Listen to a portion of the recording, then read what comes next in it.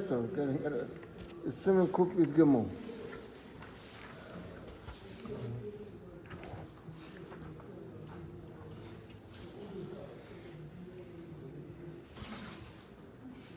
Starts by saying that Ein Eimer Mizmor Seider V'Lei Lam Natseach. So Mizmor Seider by Baruch Shama, we don't say that on Erev Pesach. The reason we don't say that on Erev Pesach because the Korban Toida had 40 challahs to it, and 10 of the 40 challahs were chametz. So normally it has the din of a korban shlomim. Normally a korban shlomim you could eat 2 days and 1 night. In other words, the day that you brought the korban, then at night, and then the next day till night. The korban toida, even though it's a korban shlomim, you could eat it only the day and the night. Now, there's a reason behind that. The reason behind that is because you have to thank the Eibush every day. Baruch Hashem Yom Yom. That's why they made it a little different than the regular Korban Shlomim, to stress this idea that today, tomorrow is another day. You have to thank again Hashem. So there's a din that when we got to give a person time to eat, and being that at a Pesach, after 10, 11 o'clock in the morning, you can't eat already chametz, so you'd have to finish it very quickly. So you mamayit this man achilosay. So being that you're limiting the time of the achilosay, therefore they want makar b'korban toida on Erev Pesach. The same thing is also on Erev Yom Kippur. They want makar b'korban toida. Now it says also v'lei lam natseach, and that the reason to that is because our minhag is that the whole month of Nisan we don't say tachton, and that includes Ram Natseach, that's by Ashrei of Oletzion. But the Kitzur Shulchan was going with the Shita that Tachton and Ram Natseach are 2 separate things. And even if you don't say Tachton, but you say Ram Natseach, so you're saying that Erev Yontav you don't say Ram Natseach. Now, so if that's the case, why Erev Yontav? Because Erev Yontav is considered a Yontav. Being that they were marked of the Korban Pesach, so that day is considered a Yontav already. Also, Lechel Chametz, Achar Shlish Hayom. After a third of the day, you can't eat Chametz. Now, he says over here, we'll soon see the parentheses because he says, what does it mean, a third of the day? So he says, this is not the way we calculate. I think he brings in the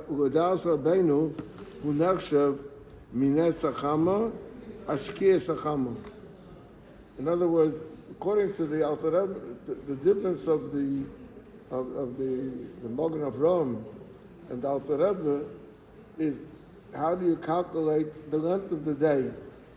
Because normally, when we talk about hours, we know 7 o'clock, 8 o'clock, 9 o'clock, but in Halacha, there's what's called Shor Zmaniyos.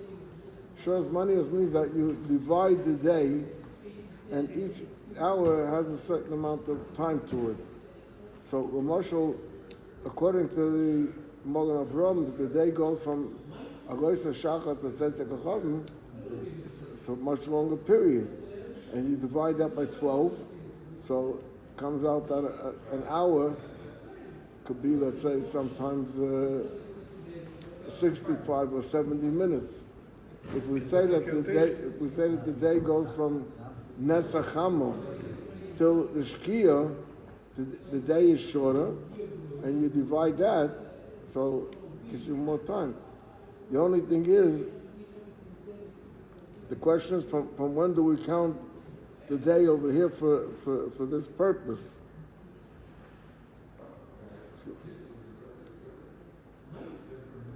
Ubahanoah mutter oit shah achas. Like Mr. Hashem, like Wednesday out of Pesach, you can eat chametz up to, I don't like to say the last minute, but up to a quarter to 11 you can eat chametz till 10:45. The burning chametz, you have another hour, so that's still 11:45.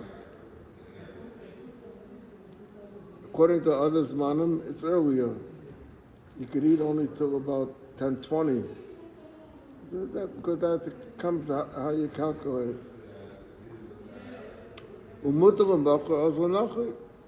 And during that hour when you have a hana, you could also sell it if you didn't sell the chametz yet. So you have a time till when you can sell the chametz. Aber achakach also gam ba'hana. After that, till now he said that this added hour is mutar ba'hana. He said after that it's already forbidden to have hana from. The tzorach gusef as a chametz, and during this hour that we're talking, this additional hour, tzorach gusef, you have to burn the chametz, ulevatrei, and to be mevatret, kozman shemutar ba'hana. That's why when we burn the chametz, we say a bit of chametz. It's have it out for the ara. That's a bit of chametz. So yeah. When you sell it to the guy, you have a no. No, it's considered yours. Look at it, you have the money. It's not question. The question. The question is, it becomes also ba'hana. It's not considered yours anymore. It's only the Gemara says, "Shnei dvarim einu b'shusha shel adam." There are two things that, even though technically they're yours, but the Torah took it out of your rishus. So the Torah took the chametz out of your rishus. But still considers you liable for it. And the same thing also, the Gemara said, "Bar b'shus harabim." If someone dug a bar in shus harabim, so it's not mine. It's not yours. But the Torah put it into your rishus to keep you to be responsible. So he's saying that during the time when you're allowed to have a no, so then it is totally yours. Being as totally yours, then you can sell it during that time also.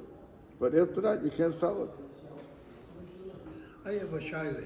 If somebody staying like me in another rishus, and they want to make dikas chametz because we go away, alle Dinge von dikas chametz, was sie auf morgen, ist chalein bechet. Wenn man sagt, wir stellen Kitschur Barabi. If somebody wasn't by the chametz at night, Yes. right? So he has to be by the chametz during the day, Mit aller Lochas, also wie der and with a candle. Mit der Kette verstehe. With a candle. Aber kann man hier lernen, As we have a call, Shraga V'tira Maya Hani. What's the good of a candle in daylight? But by B'dikas Chametz, the din is if he's doing B'dikas Chametz, so then if it's in this man Eigentlich doch nicht doch gegeben, nur weil ich will. before this man, you're not even going to have a candle. I may have a candle, I mean, no bracha.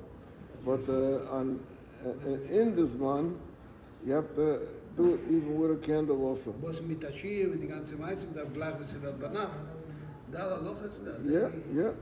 Also wie der normale Tag. Yeah. Kiddush. So now he says, Das Mann. Mechatzais hayoyim va'elach, from midday, also Basias Mulacha.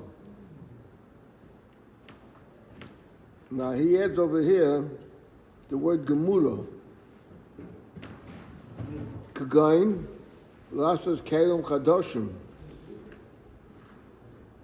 But like you have to fix something, or if you're in the middle of fixing something, it's not professional work that you could do.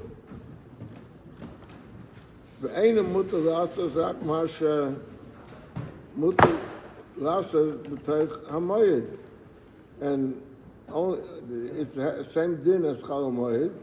And just like Chol Moed, there's certain malacha that you're not supposed to do. But if you have a guy working for you, so the guy could work for you a whole day.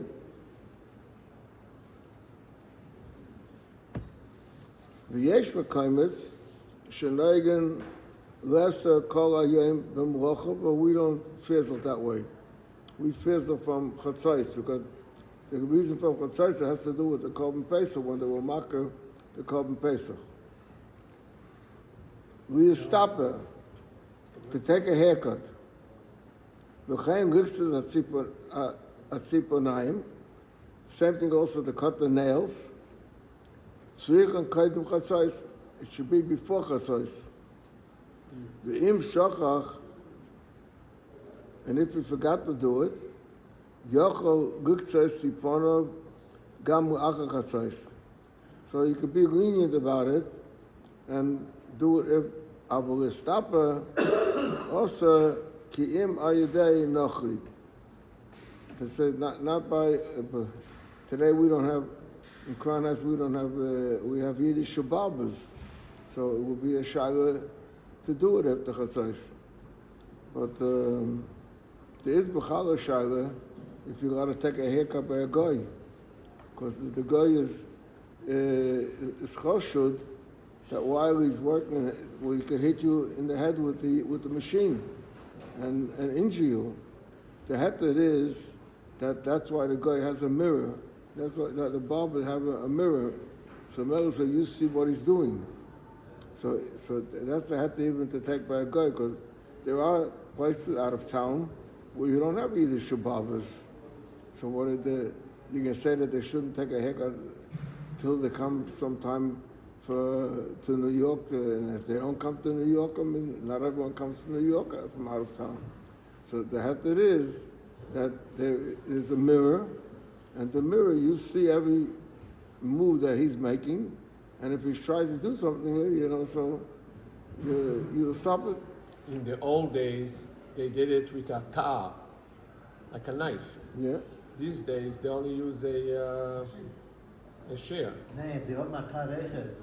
The truth is that today, on the back, on the neck, they use a tar. They still use a tar. But that's the head with the mirror. Also, lecho matzah kol hayom. Matzah, you're not allowed to eat the whole day of Erev Pesach. That's even the other things before we counted from Netzachama.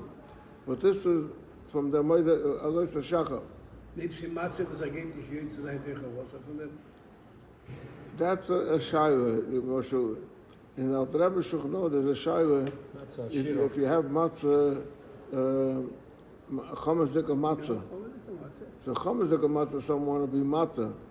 But Moshe, let's say, the bakery, many times, you have a matzah that's kafula.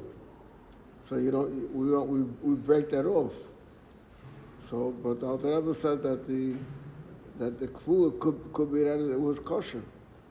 So you can't eat a kfula. Incidentally, you have to know something interesting about matzah. The whole matzah factory changed. Years ago, matzah was made thick.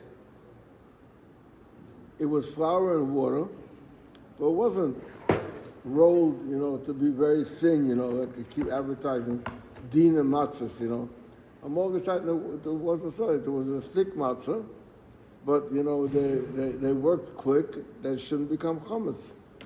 But because it was a thick matzah, the matzah would get spoiled. That's why a lot of people ask me, when they get to an Eid of Erev Pesach, to have an Eid of Erev Pesach, when can they eat the matzah if we don't eat matzah out of Pesach? And they know that you have to make a new Eidav. Like the Rebbe says in Hilchos Yontif, that you have to make an Eidav before Pesach. The teretz is, in the olden days, you had to make an Eidav before Pesach because the matzah became rinsed. The matzah was a thick matzah, it was a lot of dough, and it became rinsed. So Melissa wouldn't serve it as an Eidav.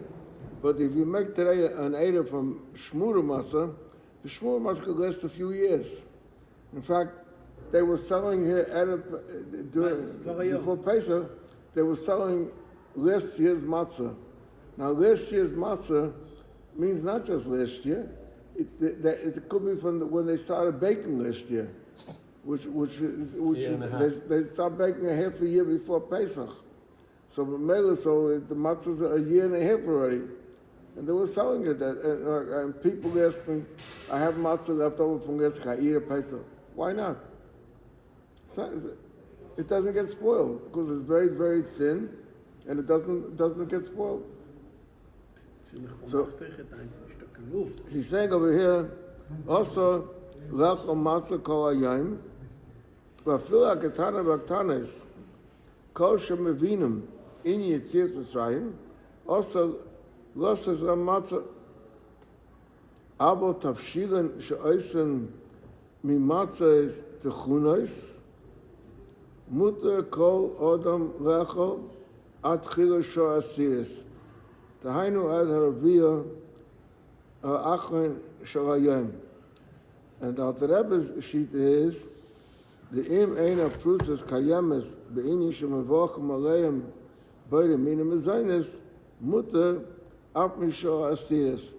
But that's they used to have in the companies they used to make matzah mel, and they'd also make matzah falafel. Matzah falafel was bigger pieces. Today, but in our matzah bakery, they don't do it. They do have matzah mel, but not matzah falafel. So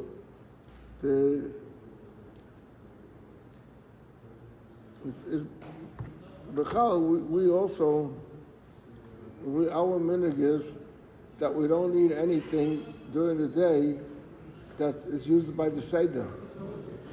That's why it says you shouldn't drink wine during the day, and you shouldn't eat matzah during the day. You shouldn't eat.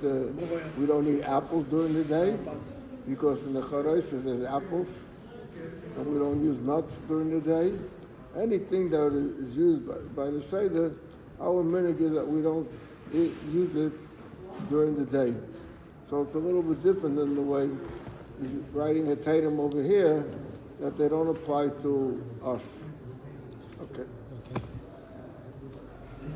Thank you very much.